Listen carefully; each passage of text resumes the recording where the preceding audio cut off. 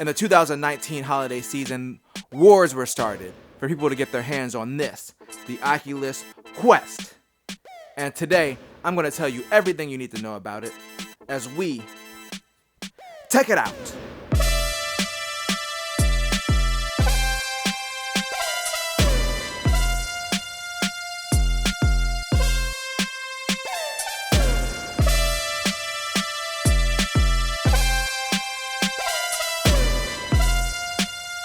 So Oculus released the Oculus Quest on May 21st, 2019, promising to deliver an all-in-one virtual reality experience. That means everything's built into the headset, no need for a PC or a phone to stick in there or connect it to. Everything is just here in an all-in-one package. On that same day, they also released the Oculus Rift S, which was a follow-up to the original Oculus Rift, but this time the headset used inside-out tracking, meaning that the tracking was built into the headset itself, and of course both feature the updated Oculus Touch controllers. And for a while, they both existed in their own categories. If you wanted the PC experience, then you would get the Rift S. If you wanted the standalone experience, you would get the Oculus Quest. That is until November 18th, 2019, when Oculus announced the Oculus Link beta, allowing you to take this very headset and connect a USB-C cable from the headset to a PC to play PC games on this headset. But I'm going to dive deeper into Oculus Link later. First, let's talk about some of the pros and cons of the headset, starting with the stuff that I like. The first thing is the updated Oculus Touch controllers. Now, I had the original Oculus Rift, and I spent $200 on the touch controllers because that's how old my Rift was. I got the one that was $600 without the touch controllers. It was just the headset and an Xbox One controller. But these are lighter and easier to hold. The triggers feel a little bit more responsive. The original touch controllers are still great. They just made a few refinements, especially the weight, that just makes these a lot better. The only bad thing is I do kind of get confused of which one's the left and which one's the right, like when I first try to grab them when I have the headset on. But at least they do give you like an in-headset indicator which one's left and right, so it's really not that big of a deal. And then on the back of this, you have a textured surface, which also makes it more comfortable to hold. So it's not like it's a major redesign from the first generation ones. They're just a little bit nicer. And the next thing I want to talk about is the Guardian system. So the Guardian system is basically your virtual barrier. So when you first set up the headset, you draw kind of an outline around your play space so that way you don't run into your TV or backhanded and knock it off the wall or something like that.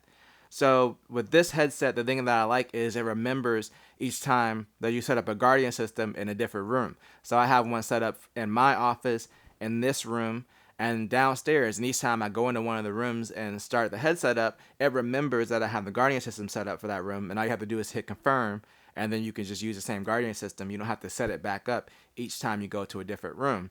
I remember with the original Rift, if I took a break from playing it, I would have to go ahead and set up the Guardian system again, or if one of the sensors got moved, I would have to set it up again, which was a pain. So I really do appreciate it, and it's a lot simpler than with the original Rift. The next thing I like about it is the battery life. Surprisingly, it's pretty good. I mean, if you played a lot of VR games, most games you're not going to play for more than an hour or two. This gets about 2 hours of battery life from my experience, which is fine. Like, I've never run into a situation where I've played long enough to actually kill the battery. Plus, you can still play it while it's plugged in and charging. If you really are in the middle of a Beat Saber session or something like that and the battery's down, you could always plug it in and continue playing. So it's pretty awesome as far as the battery. And I usually have longer sessions than Beat Saber, and I never ran out of battery. So that part of it's pretty awesome, just to have an all-in-one experience with decent battery life. The next thing is accessibility, and by that I mean like the ease of use, kind of bringing in new players. I understand that a lot of the hardcore PC enthusiasts weren't happy when this headset first came out as a standalone device, but this really is a great entry point for anybody to get into VR, or even like existing VR people if they want like a secondary headset to play games wirelessly. I mean, this does have a limited library because the games had to be developed specifically for this headset, but they really have some good games up there like Pistol Whip, Super Hot, Beat Saber. Those are all available on the headset. Some of the games that a lot of people will want to play. So I think this is the most accessible headset, especially with Oculus Link out and now having the ability to connect to the PC. This kind of has something to offer for everybody, and that's hasn't been done by anybody else thus far other than Oculus. The next thing, I talked about it before, but Oculus Link, the ability to connect this to a PC to play most of the games that are available on PC, and it does it all over one cable, which is awesome because when I had my Oculus Rift CV1, which still gives me nightmares, I had 3 sensors connected, all USB, and then the headset used USB audio, and then also had to have an HDMI cable connected to the graphics card for video. So the fact that I don't have any sensors, I went from 5 cables to 1 cable, and even the Oculus Rift S still technically uses 2 cables because it uses DisplayPort for video and then USB still for audio. Like, I think it's awesome that you can just connect 1 cable to your computer and hook this up and play PC games. And finally, the final pro is the wireless gaming experience. Now, I didn't think this would matter to me that much personally because I've had VR since 2016. I've played pretty much all the games that are out there. So I really didn't think I would care. But like when I experienced Super Hot and Beat Saber like completely wire free, it really changed the experience for me. And it really seems like a novelty, but it really does mean a lot. Like until you've experienced it without any wires, it's really not the same. It's really the best way to play it, especially Super Hot when you're ducking behind cover. Beat Saber has a 360 mode that's exclusive to this headset, where you have blocks coming from you from any direction. I accidentally punched my TV while I was playing it, but it was still awesome. It wasn't my TV, it was Jeff's TV. Don't tell him. I haven't told him yet. But there really is a value to having this wire-free experience all built into one headset. Now, of course, I just said a bunch of good stuff, but what about the bad stuff? The first knock I have on the headset is the dashboard experience. For the most part, it works fine, but there's definitely been cases where I've tried to install a game and I've hit install multiple times and it just doesn't do anything. Also, sometimes there's a lag when switching to your library, especially when you're first getting the headset set up and you already have existing games like I did, because I had the Rift, so I did have some games that were ready to install for this thing. And then there's also just some lag of switching between like store and settings. Like a lot of the main menu options, kind of switching between those, there can be quite a bit of lag. For the most part, though, it works okay. And these were also issues that I saw with the original Rift, so it's not exclusive to this headset. I think it's just more of like a UI thing. So I do have to mention it because it is a thing, but it's not like a deal breaker. The next thing is also software related, and it's the mobile app. So when you set this headset up, you have to set it up with a phone or a tablet using the mobile app, which the setup process for the most part is fine. My issue with the mobile app is sometimes if I'm buying a game directly through the app, which is typically the easier way to do it, when I hit install, sometimes it just doesn't communicate with the headset, even if the headset's like on and literally right beside the phone. For some reason, sometimes it just can't find it, or it'll just be like, oh, well, we'll install this later. We'll send the request to your headset to install. And I had some cases where some games still didn't install, and I had to go into the headset and manually force it to install. It's more of a communication issue between the headset and the mobile app that happens sometimes. I was able to get casting working. That was mostly fine. It did take a while to start up. I think it's just where we are with the technology right now. So it's still not a huge deal because I really haven't had that many issues with it. But again, it's just something to make note of. The next thing, again, is software related, and let's talk about software updates. So with the introduction of Oculus Link, your PC software and your headset software have to be on the same version. Now, the way that Oculus rolls out software updates is in batches, so they don't roll out the update to everybody at the same time. Even if you download the software from their website, you might not be getting the latest version of the software. I ran into this when I first got the headset. I hooked it up. This updated to the latest version of the software. So this popped up, offered me an update. But when I connected this up to the PC to use Oculus Link, it said that the PC software needed an update, and it would have like a link to go to updates, and then I'll go to updates and nothing happens. So that's when I did some Google searches, and it's like, yeah, there's no way to force the update. The only option was to opt in for beta updates and then get the beta version of the next software update, which on their website they said that using the beta updates, Oculus Link doesn't work. But then in another post on their site, they said that if you can't wait for the software update to use the beta software and use Oculus Link that way. So I was confused if it was even going to work or not. Eventually, I did end up getting it working on the beta software. And 5 days later, 5 days after this updated, I finally got the official release for the software. So I was able to go back to not using the beta. But that's frustrating. I can understand Oculus wanting to do their software in batches because they said that gives them a chance to test it and make sure that there's no major bugs to kind of roll it out in smaller releases. But please make sure that you do it per account, meaning that if I have this software and these headsets on my account, that they all get the same update at the same time. It doesn't make any sense that one device on my account would get the update and then the software that I'm using to connect to the device doesn't get the update. That was my biggest complaint. They did say that in the future that they would be doing better with this. But it hurt, especially because I got this around holiday season. What if this is someone's first experience with trying to use Oculus Link? That's terrible. The next con is comfort. So I will say that my Oculus Rift CV1 was a lot more comfortable, and that's because all of the electronics are in the front of the headset and it really weighs it down. So you really have to make sure you dial in those adjustments. And it's not uncomfortable in the way that it hurts because there's really soft foam on the headset in here that feels fine. Like it's not that it hurts. It really is like it feels like it's gonna flip off my head and fall down. Like especially if I'm looking down or something like that. That hasn't happened yet because I pretty much have the straps dialed into the way that I need them to stay on my head. But it is something worth taking into consideration. It's something I've gotten used to after using it more. But like when I first got it, I was definitely like, this thing is about to flip off on my head. And the final con is having to rebuy games for the Oculus Quest. Now, this is not true with all games. Now, I have Robo Recall. Granted, that was free if you bought the Oculus Touch controllers at the time. But I automatically got the Quest version of it. Same thing with Space Pirate Trainer that transferred over.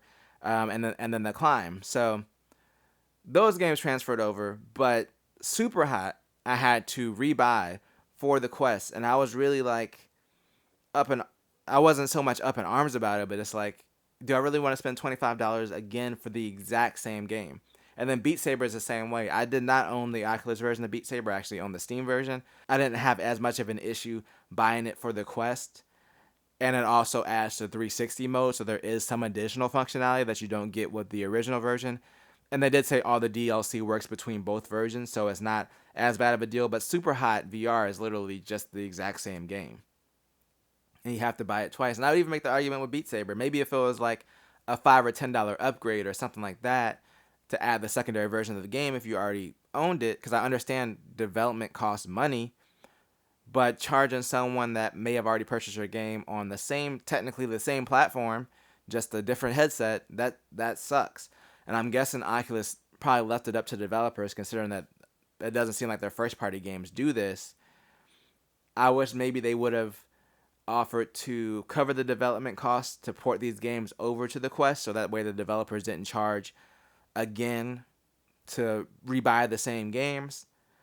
But that is something to think about. If you have an existing Rift library, it'll tell you when you go to the game if it's just for the Oculus Rift or if it's for Rift and Quest. So just make sure to look out for that. I will say a lot of the cons that I had, they're mostly nitpicks. Like none of them are deal breakers. The biggest one would probably be the whole having to rebuy games. And that might not be a big deal to a person that doesn't already own an Oculus headset anyway. But the next thing that I want to talk about, now that we've gone over the pros and cons, let's talk about the graphics on this thing. So obviously this is a standalone headset and you're comparing it to a PC that you would need like at least a GTX 1060 to run these games. Does this hardware, is it capable of matching the PC experience? And actually, yeah, it comes pretty close. It's like, if you look closely, yeah, you'll notice that, like, for instance, in Super Hot VR, you see more particles on the PC version, and it's a little bit more clear. The fidelity is a little bit better on PC as well.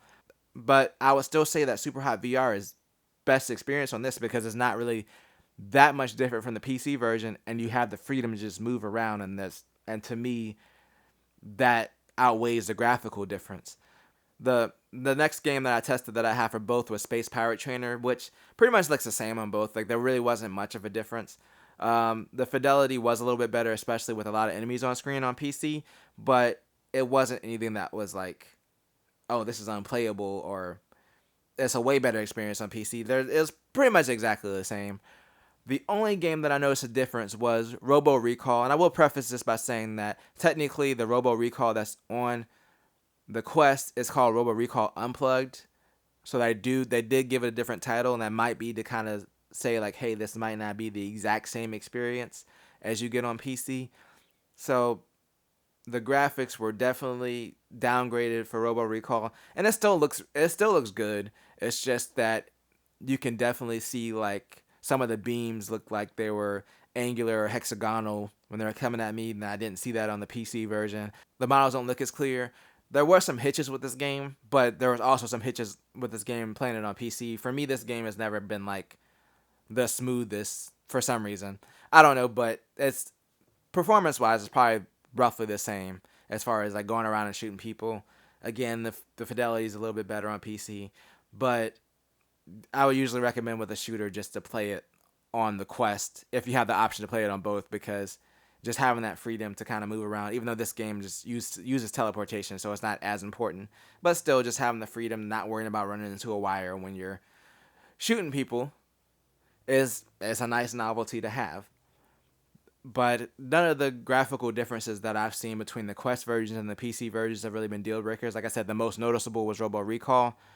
Yeah, it's kind of a downgrade. It's kind of like going from like a base PS4 title, like playing a game on a base PS4 and then playing it on like the highest settings on like a really good PC. Like it still technically runs, it's just not as nice of an experience. The next thing I want to talk about, of course, is Oculus Link and what that experience has been like. And honestly, it's been pretty good. So I ended up buying the recommended USB cable at the time from Oculus, which was an Anker cable that they sell on Amazon. It's usually between $15 and $20. I think I got it for like $16 at the time.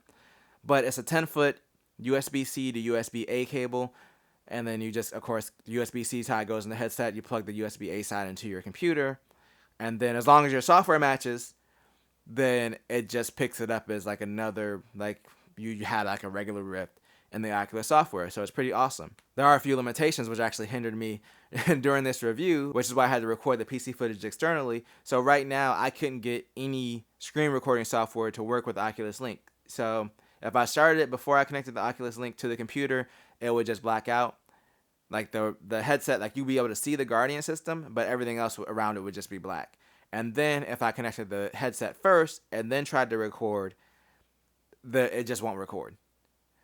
With the one exception being Xbox Game Bar, which technically did record, but for some reason it just recorded the Oculus software itself, and that was it. Even though like I had the games running full screen the whole time, it didn't record any of the games, even when they were full screen. Just recorded the Oculus software. OBS spits out an error when you try to record. GeForce Experience, you hit start recording and it just doesn't record. So that is something to note if you're planning on like, streaming PC games with this headset. So right now there's just certain softwares that don't work when you have the headset connected. Another thing is not all games, even on the Oculus Store, are compatible. So if you're buying this and you already have an existing library or there's a game that you're really interested in playing, I would kind of go online and look at comments for people that have tried it. Like there are just some games that I was interested in buying and I looked in the comments and someone was like tested as not working with Oculus Link. And in my opinion, I'm not going to go ahead and buy it right now if I can't play it. So far, everything that I've tried in my library has worked fine, except for one thing, which is Beat Saber, which I said earlier, I own the Steam version of it.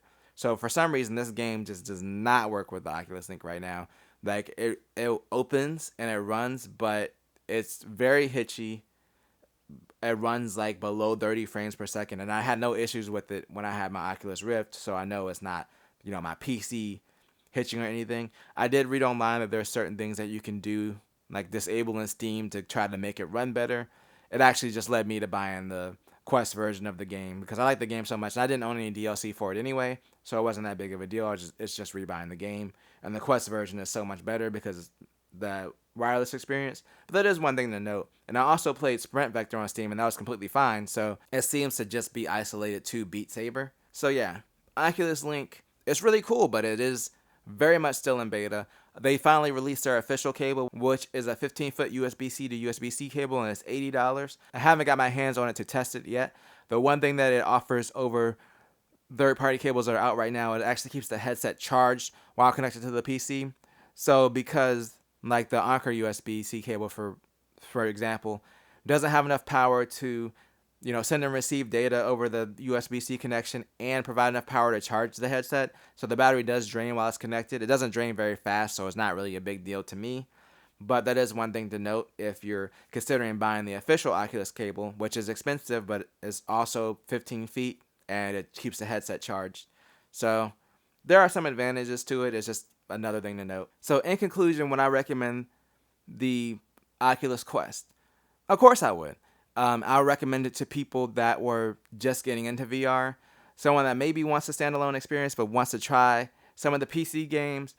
Right now, as a PC only headset, because Oculus Link is still in beta and it still has its problems, and you won't have as good of an experience if you just got a headset that was designed for PC, I wouldn't recommend it right now. I would wait it out. So if you could wait, a few more months for them to shake out a lot of the issues with Oculus Link, it's still fairly new, then this might be worth buying as a PC headset, because you still get that standalone experience, plus you get the PC connection. For me, it was still worth getting as a replacement to my Rift, because both this and the Rift S are $400. Well, this is $400 for the 64 gig, which is what I have. They also have a 128 gig model that's $500. But pretty much they're both the same price if you're getting the base model for this and then the Rift S. The Rift S does have a wider field of view. It has a higher refresh rate, and it's not going to have the compatibility issues with PC games that this has right now. And on top of that, during this holiday season, it was $50 off, so there's a good chance that it could go on sale, especially because it really doesn't make any sense for them both to be the same price, considering that this really is technically offering you more. Like, I understand the Rift S is a better PC experience than this, but this is really the best of both worlds. But if you can't shake it out and you're still looking for like a headset in this price range, then just get the Rift S. I mean, it's still a great headset. If you're not interested in playing standalone games, there's really no reason to get this. If you just want to play PC games, even when Oculus Link is fully working, the Rift S is still going to be a better experience on PC because of the higher refresh rate and the wider field of view. But if you want to play exclusives like Vader Immortal, of course you have to get the Oculus Quest. And I really love this headset. It kind of blew my expectations away. I went in being like, okay, this is going to replace my PC headset, and then maybe I might play some games wireless. But just having this completely changed my opinion about wire-free VR. Like, before I was like, oh, the wires don't bother me. Now they bother me. Like, this thing is awesome. Anyway, if you enjoyed this video, make sure to like, share, and subscribe. Spread the word, tell a friend, tell a coworker, and always do at least 2 things at the same time. Peace.